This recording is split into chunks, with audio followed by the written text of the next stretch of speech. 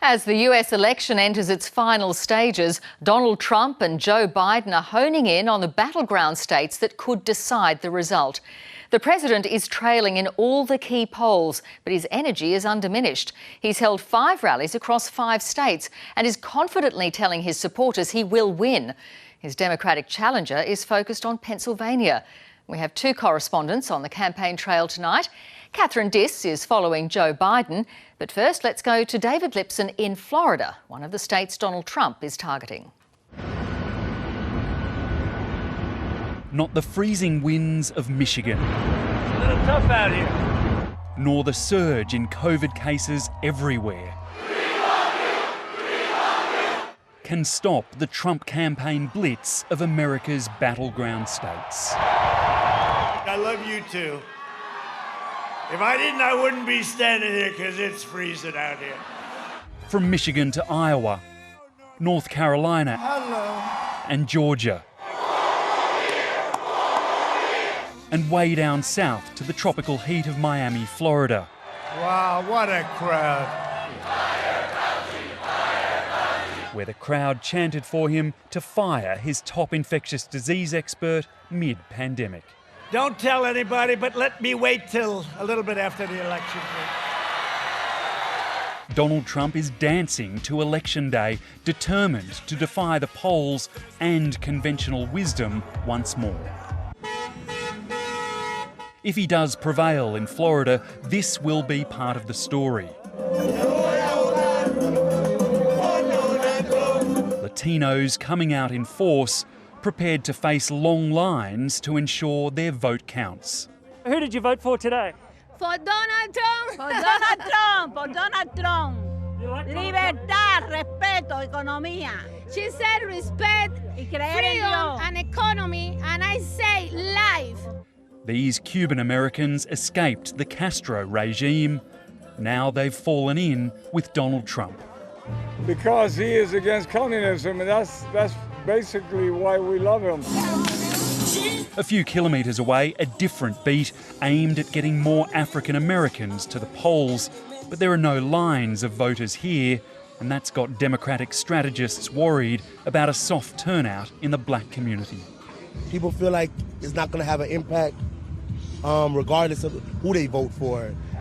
This is Donald Trump's 5th rally across 5 states, and he's showing no sign of slowing down. He's confident the energy generated by these rallies will be enough to pull him across the line to secure 4 more years in the White House. The big question is what happens to all this energy if he loses. David Lipson, ABC News, Miami. While President Trump's capturing a lot of enthusiasm at his rallies, Joe Biden's got the momentum in the polls. He holds a solid advantage nationally, although his lead in some of the key states is narrowing. North America correspondent Catherine Diss is following the Biden campaign. Even in Joe Biden's home state of Delaware, Team Trump's got support. I machine parts. A lot of it's for the oil and fracking industry. And if Joe Biden gets elected, I'm out of a job. He's had 47 years to do it. I mean, I'm a Delaware native and he's done nothing for us. But this resentment for the career politician is a minority voice in this state. It's voted Democrat for more than 30 years and is likely to back Joe Biden. He is a champion of all people, especially people that have suffered tragedies. As you've seen, he is an incredibly compassionate and moral man. Elise Resnick's a lifelong Democrat. Her husband Ed was a Republican, but he says the party no longer follows the values he once backed. I think Joe will win. My biggest concern is, will it be significant, a significant victory, and will the president try to tear it apart if it's not decided on election night? He doesn't need to campaign in his home state, but just across the border here in Pennsylvania, he does. It's a crucial battleground and his safest path to the White House. He's currently ahead in the polls, but his margin is narrowing. Today, he embarked on a 2-day tour of the state, starting in the Democratic stronghold of Philadelphia. With just 48 hours until Election Day, the 77-year-old took to the stage, showing no sign of tiring. Hello, Philadelphia! 2 more days. 2 more days. An unusually fired up Joe Biden reminded Pennsylvania of the weight it holds. The power to change this country, not figuratively, is literally in the hands of Philadelphia and Pennsylvania. So honk if you want America to lead again. And honk if you want America to be united again.